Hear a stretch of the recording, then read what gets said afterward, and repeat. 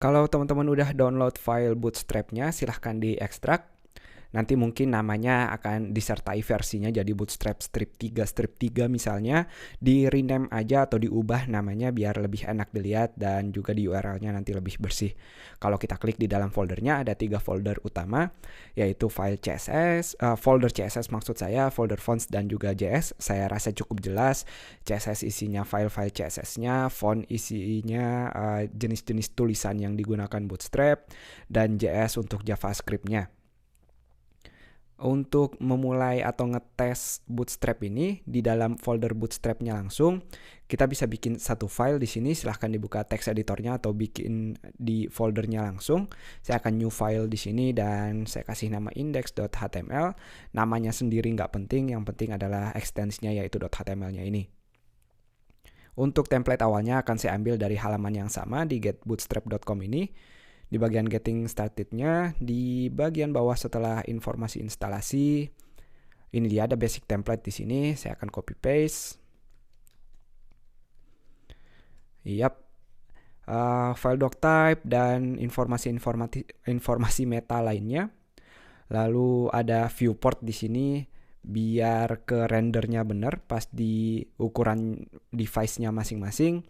Title-nya teman-teman bisa ganti di sini misalnya latihan Bootstrap.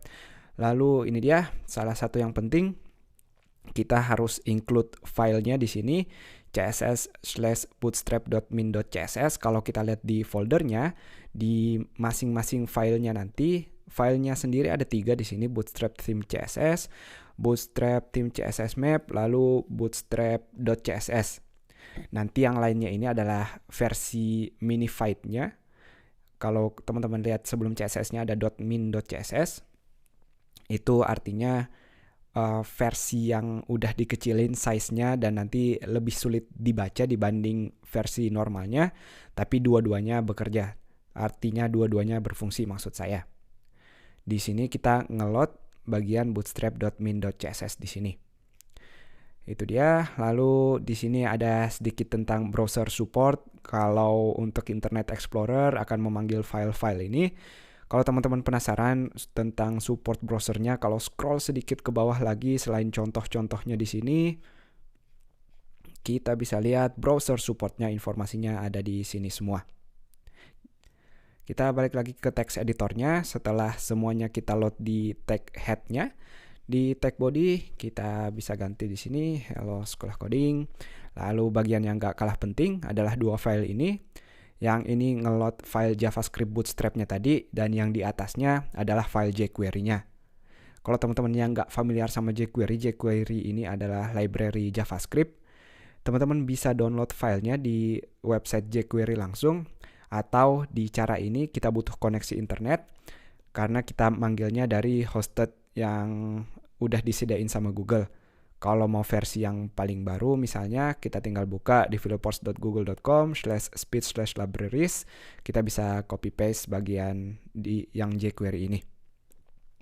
Kalau udah kita buat filenya tadi lalu udah di save, silahkan klik 2 kali atau klik kanan tergantung mau browsernya buka yang mana.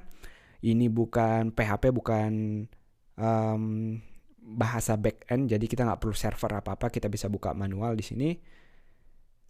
Ini dia, kita lihat ini file yang index.html yang kita buat tadi. Kalau kita lihat inspect element di sini, diperhatikan bagian konsolnya nggak ada warning atau nggak ada error, berarti semuanya bisa ke-load dengan baik. File-file yang kita butuhkan tadi ada semua di sini. Itu dia untuk hello world-nya istilahnya, atau untuk ngetes file kita udah jalan atau enggak. Di video-video berikutnya kita akan pelan-pelan ngelihat komponen-komponen yang ada di Bootstrap ini. Sampai jumpa.